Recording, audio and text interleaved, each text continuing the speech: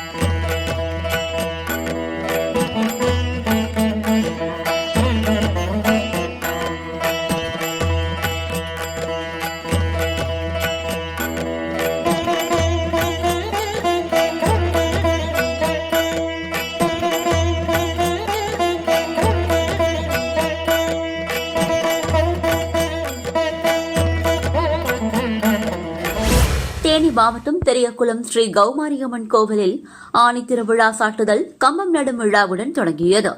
விழாவையொட்டி பழைய பஸ் ஸ்டாண்டில் இருந்து பெண்கள் முளைப்பாறை எடுத்து நகரின் முக்கிய வீதிகள் வழியாக ஊர்வலமாக வந்து கோயிலை அடைந்தனர்.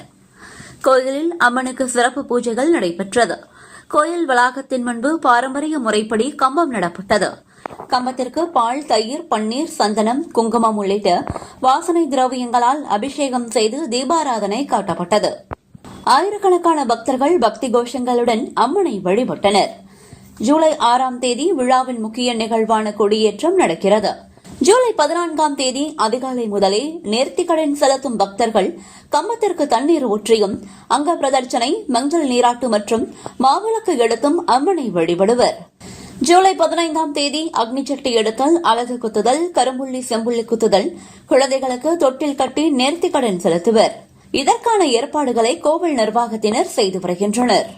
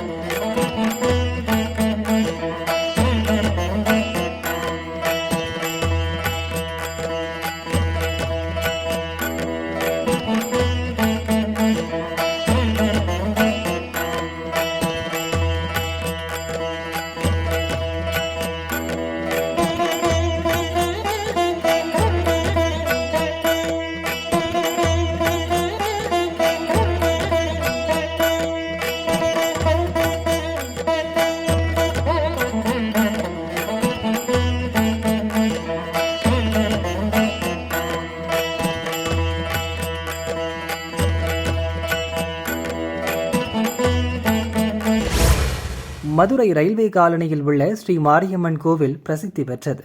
இக்கோவிலில் திருப்பணிகள் நிறைவு பெற்று கும்பாபிஷேக யாக வேள்விகள் கோவில் நிர்வாகத் தலைவர் பாலசுப்பிரமணியன், நாட்டாமை சுந்தர் தலைமையில் நிர்வாகிகள் லோகநாதன், திருப்பதி, ராஜபாண்டியன், வீரேந்திரன், சின்ன கருப்பன் முன்னிலையில் கடந்த 30ஆம் தேதி துவங்கியது. 2ஆம் கால யாக பூஜைகள் இன்று நிறைவு பெற்று புனித தீர்த்த குடங்கள் மங்களமேளம் இசைக்க கோவிலை சுற்றி வலம் வந்தது. தொடர்ந்து வேத மந்திரங்கள் முழங்க சிவாச்சாரியார்கள் கோபுர கலசங்களில் புனித நீர் ஊற்றி கும்பாபிஷேகம் வெகு விமரிசையாக நடைபெற்றது. பக்தர்கள் மீது புனித நீர் தெளிக்கப்பட்டது. விழாவில் சிறப்பு விருந்தினர்களாக மதுரை ஆதீனம் SRMU கோட்ட செயலாளர் ரஃபீக், ராமநாதபுரம் ராஜா சேதுபதி சமஸ்தானம் இளைய மன்னர் ஆதித்ய சேதுபதி, பெட்கிராஃப்ட் நிறுவனர் சுப்புராமன், தமிழ் புலிகள் கட்சி தலைவர் நாகை திருவள்ளுவன், சிவஸ்ரீ பாலாஜி குருநாதர் மற்றும் பலர் கலந்து கொண்டனர். அன்னதானம் வழங்கப்பட்டது. விழாவின் முக்கிய நிகழ்ச்சியாக வரும் 3ஆம் தேதி காப்பு கட்டுதல், வரும் 10ஆம் தேதி உற்சவ விழா சிறப்பாக நடக்க உள்ளது. அன்று மதியம் அன்னதானம் வழங்கப்படுகிறது. மாலை 6 மணிக்கு சக்தி கரகம் எடுக்க வைகை ஆற்றுக்கு பக்தர்கள் செல்கின்றனர். தொடர்ந்து கோவில் முன்பு நையாண்டி மேளம், கரகாட்டம் உள்ளிட்ட கலை நிகழ்ச்சிகளுக்கு ஏற்பாடு செய்யப்பட்டுள்ளது. இரவு 12 மணிக்கு காவல் தெய்வங்களுக்கு பரிகார பூஜைகள் நடக்க உள்ளது. வரும் 11ஆம் தேதி அம்மனுக்கு பொங்கல் வைத்து மாவிளக்கு நேர்த்திக்கடன் செலுத்தி பக்தர்கள் வழிபடுவர். மாலை 6:30 மணிக்கு சக்தி கரகம், முளைப்பாரி, அம்மன் தேர்பவனி உள்ளிட்ட நிகழ்ச்சிகள் நடக்க உள்ளது. அன்று இரவு 7 மணி முதல் அன்னதானம், இரவு 9 மணிக்கு கிராமிய கும்மி பாடல் கலை நிகழ்ச்சி நடக்க உள்ளது. வரும் 12ஆம் தேதி வைகை ஆற்றில் முளைப்பாரி கரைத்தல், மஞ்சள் நீராட்டு விழா, பிரசாதம் வழங்கும் நிகழ்ச்சிகள் நடக்கிறது. 10ஆம் வகுப்பு +2 பொதுத் தேர்வில் அதிக மதிப்பெண் பெற்ற மாணவ மாணவிகளுக்கு பரிசளிப்பு விழாவும் நடக்க உள்ளது. விழாவை முன்னிட்டு தினமும் அம்மனுக்கு சிறப்பு அலங்காரம், அபிஷேகம் மற்றும் மகா தீபாராதனைகள் நடைபெறும். ஏற்பாடுகளை கோவில் நிர்வாகிகள் செய்து வருகின்றனர்.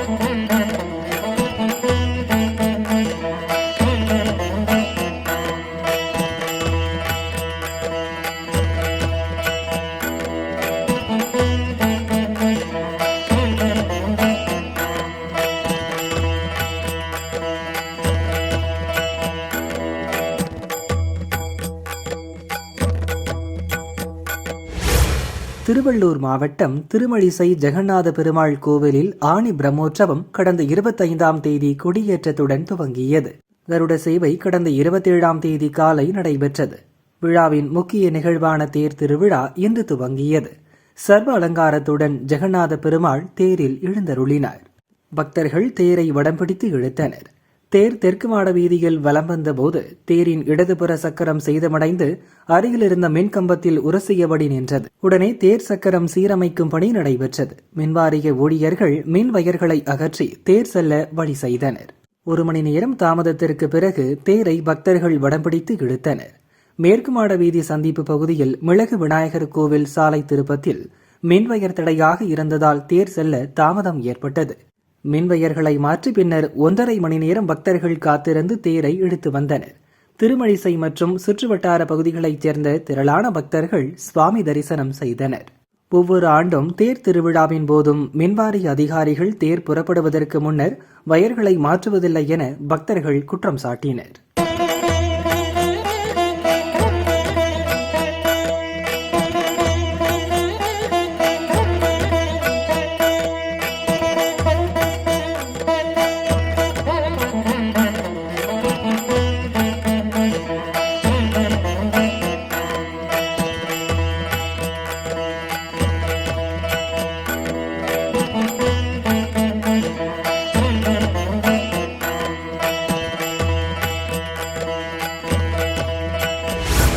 சிவகங்கை மாவட்டம் மானாமதுரை வைகை ஆற்றங்கரையை ஒட்டியுள்ள சித்தி விநாயகர் ஜெயவீர ஆஞ்சநேயர் கோயில் மகா கும்பாபிஷேக விழா கோலாகலமாக நடைபெற்றது.